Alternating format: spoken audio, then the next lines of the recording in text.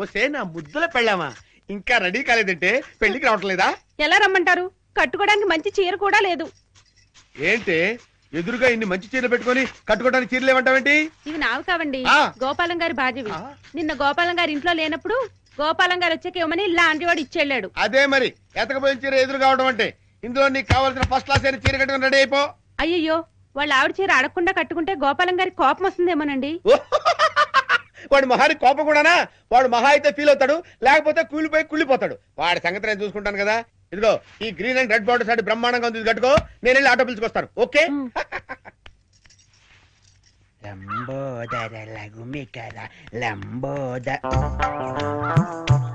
అమ్మయ్యా, మా ఆవిడ వచ్చేసింది. నా కష్టాలనే తిరిగిపోయింది. గమ్మత్తు చేస్తా, గమ్మత్తు చేస్తా.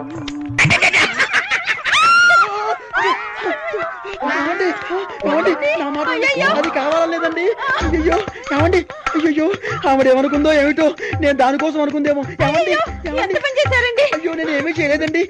ఏమండో? ఏంటా గోపాలం, ఏంటలా బాధపడుతున్నావు? ఏంటి సంగతి? ఏమీ లేదండి, ఇవాళ మా ఆవిడ ఊరి నుంచి రావాలండి.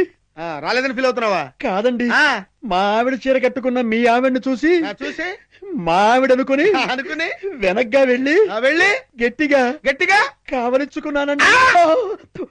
ఆనందం గారు, నేను కావాలని కవలించుకోలేదండి, ఏదో పొరపాటున.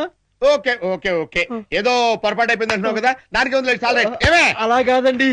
ఏదో చీర చూసి పొరపాటు పడి మీ ఆవిడ్ని కావలించుకున్నానే గాని మీ ఆవిడ్ని కావలించుకోవాలని కల్లో కూడా ఎప్పుడు అనుకోలేదండి. ఒకవేళ అలాంటి కోరికే మనసులో ఉంటే మనసులోనే దాచేసుకుంటాం కానివ్వండి, మీ ఆవిడ్ని కావలించుకునేంత సాహసం చేస్తామా చెప్పండి?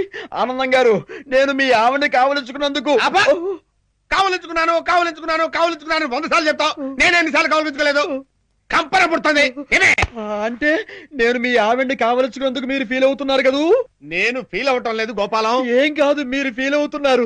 మీ విసుగు చూస్తే అర్థం అవుతోంది. నేను ఫీల్ అవటం లేదు గోపాలం. నేను ఒప్పుకోను.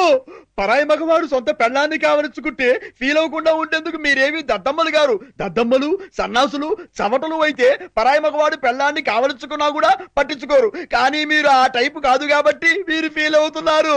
నాకు తెలుసు. ఓరే నీ పిండాన్ని పిల్లులకు పెట్ట, ఈ రేంజ్ లో తింటున్నావేంట్రా? ఓకే, నువ్వు నా పెళ్ళాన్ని కౌగులించుకున్నందుకు నేను ఫీల్ అవుతున్నాను రా. ఇంకా సేపు నా కళ్ళ ముందు కనపడ్డావంటే నిన్ను ఫ్రై చేసుకుని పరపరా తింటాను రా. వెళ్ళవతలకి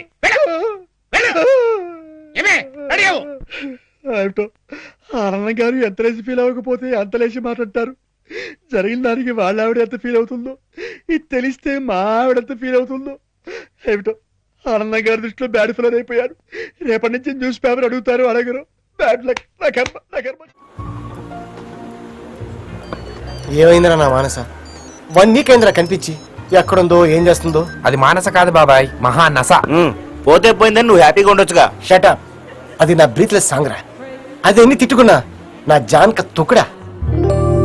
వస్తుంది నీ తుకుడా.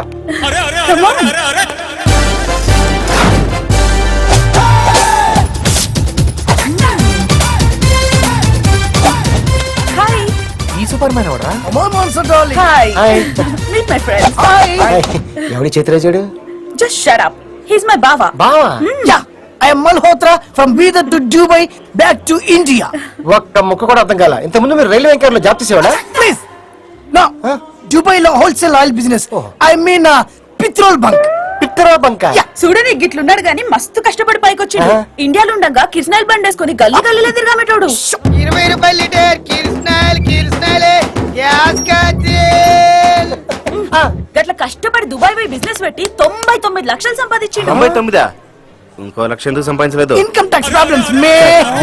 ఇస్తారా? నేనుండగా ఎవరు బిల్ పే చేయడం వీళ్ళే. I will pay the money. How much? 200 sir. Shit. 200? నా జీవితంలో చూసింది అతి చీప్ బిల్ ఇది. Wait mister wait. Take this 1000 rupees for your tip. Thank you sir. 200 రూపాయల బిల్లుకి 1000 రూపాయలు టిప్పా? యా. చిన్న పవనైన పెద్ద కర్రతో కొట్టాలనేది నా నైజం. Come on my darling. పక్క జరగ దుట్టు పులిగా. బాబాయ్, నువ్వు ఇక మానసని మర్చిపో. ఈ పొట్టి బిల్ గేట్స్ గాడు మంచి పోటీకి దిగాడు. నా కాల్ బూట్ అంత లేడు, ఆనా కోటి అట్ట తొక్కలగాడు. రండి.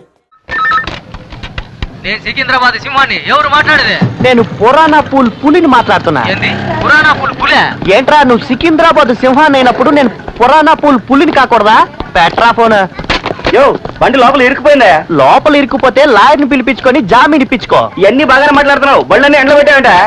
నువ్వు ఇచ్చే బోర్డు 2 రూపాయలకి కుళ్ళు మనాలు తీసుకెళ్లి పెట్టాలా? అంతా నా కర్మ. Excuse me. హలో, టోకెన్ రండి రండి కూర్చొని మాట్లాడుకుందాం. Name please. ఎందుకు?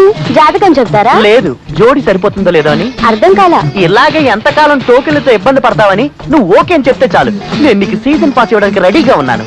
ఏం చెప్తావు? నువ్వు ఓకేనా? Come on tell me. రేయ్ ఎందుకురా అలా అరుస్తావు? నీ ఎరుపుకి నా గోప గుయ్యమంటుంది. లోపలికి వెళ్ళి అక్కడ ఎక్కడ ఉంటుంది చూడు. పో. అయ్యో మీరు నించున్నారండి, కూర్చోండి. ఎక్కడున్నావు? సీజన్ పాస్ దగ్గర. మీకు సమ్మతమేనా? దానికి ఏమైనా ఖర్చు అవుతుందా? ఖర్చు గురించి నీకెందుకు కలవరం? ఇక్కడున్న బల్లోంచి పెట్రోల్ నొక్కేసి అమ్మేస్తే అరేబియన్ షేక్ లెవెల్ కి నేను ఖర్చు పెట్టగలను. దానికి నేనేం చేయాలి? నువ్వేం చేయనక్కర్లేదు, అంతా నేనే చూసుకుంటాను. దానికి మన మధ్య ఒక చిన్న డీలింగ్. డీలింగ్ అంటే? డీలింగ్ అంటే నువ్వు నేను 5 నిమిషాలు వెయిట్ చేయు, వీ డీలింగ్ పూర్తి చేసుకొస్తా. సౌండ్ చేయకుండా చూసుకోలేవరా? చూడరా, ఇదేనా నీ బండి? ఇచ్చుడు, ఇదేనా నీ బండి? చూడు, ఇదేనా నీ బండి? ఇదేనా బండి? అయ్యో ఇదేనా నీ బండి? సారీ సార్, చీకట్లో తేలిక తీసుకెళ్ళిపోయా. నేను ఇక్కడ పెట్టిందే నిన్న పొద్దున. సార్ పగటిపూట తీసుకెళ్ళడం కుదరదు. తలతల్లాడే పిల్లల్లో చూసుకున్న నా బండిని మీరందరూ కలిసి ఉంచుకుని అలా తయారు చేశారు కదరా. రేయ్ నీకు బుద్ధుందిరా? ఎంత ధైర్యం ఉంటే ఈ పెద్ద మనిషి పిల్లని నువ్వు లేపుకెళ్ళిపోయా?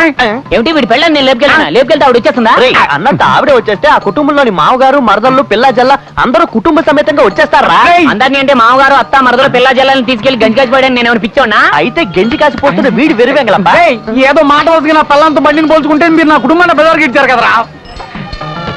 నాకు ఇంకా పెళ్ళే కాలేదురా, నేను బ్యాచులర్ని. సరే ఇక ముందు ఈ స్టాండ్ వైపు రాను, నా బండిని కూడా ఇటువైపు రాను. సరే ఇక వేళ జరగదు, రేపు వచ్చి స్టాండ్ లో పెట్టాయి.